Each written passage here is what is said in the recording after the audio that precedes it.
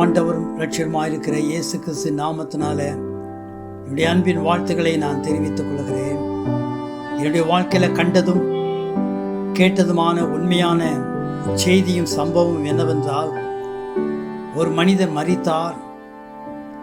அவர் மரித்த உடனே அவருடைய சடலத்தின் மேலே நாகப்பாம்பு அவரை மரித்த மனிதனை அடக்கம் பண்ணுவதற்காக குழி தோண்டின போதும் குழி தோண்டக்கூடாதபடிக்கு தடை செய்தது பாம்பு.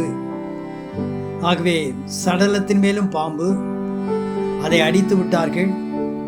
குழி தோண்ட முற்பட்ட போதும் அங்கேயும் ஒரு பாம்பு. எவ்வளவு பெரிதான சாபம்! அந்த மனிதர் என்ன செய்தார்? வாழ்ந்த நாட்களில் ஏழைகளை ஒடுக்குவதும், அநியாயம் செய்வதும், நியாயத்தை புரட்டுவதும், ஏழை எளிய ஜனங்களுடைய நிலத்தை அபகரித்து கொண்டார். ஆகவே குடும்பத்தில் சாபம், மரித்தாலும் சாபம், சரீரத்தை எடுக்கக்கூடாதபடிக்கு, புதைக்கக்கூடாதபடிக்கு சாபம் பின்தொடர்ந்தது. வேதம் சொல்லுகிறது, அங்கே துன்மார்க்குடைய வீட்டில் கர்த்தருடைய சாபம் இருக்கிறது, நீதிமானுடைய வாசலத்தையோ தேவன் ஆசீர்வதிக்கிறார். வேதம் சொல்கிறது, கலாத்தியர் 6ஆம் அதிகாரம் 7ஆம் வசனம், மோசம் போகாதிருங்கள், தேவன் தம்மை பரியாசம் பண்ண ஒட்டார், மனிதன் எதை விதைக்கிறானோ அதையே அறுப்பான் என்று வேதம் சொல்கிறது.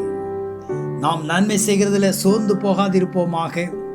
ஆதிகாமம் 4ஆம் அதிகாரம் 7ஆம் வசனத்துடைய முற்பகுதி சொல்கிறது, நீ நன்மை செய்தால் மேன்மை இல்லையோ, நீ நன்மை செய்யாதிருந்தால் பாவம் வாசற்படியிலே படுத்திருக்கும். நம் ஆண்டவராகிய இயேசு கிறிஸ்துக்குள்ளாக பிறருக்கு நன்மை செய்யும்படியாக நாம் சிருஷ்டிக்கப்பட்டு இருக்கிறோம், அழைக்கப்பட்டு இருக்கிறோம். ஆண்டவர் அவ்விதமான காரியத்தை விரும்புகிறார்.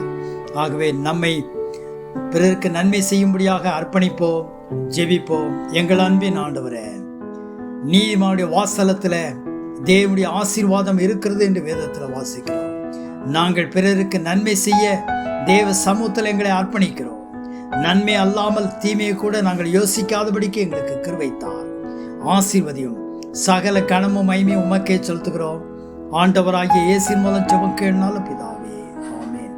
நம்முடைய கர்த்தராகிய இயேசுவின் கிருபையும் பிதாவுடைய அன்பும் பரிசுத்த ஆவியினுடைய ஐக்கியமும் சந்தோஷமும் சமாதானம் நம் அனைவரோடு, குடும்பங்களோடு, சந்ததியோடு இன்றும் சதா காலம் இருப்பதாக.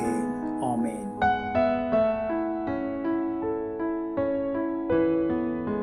Like, subscribe, and share to spread the God's love.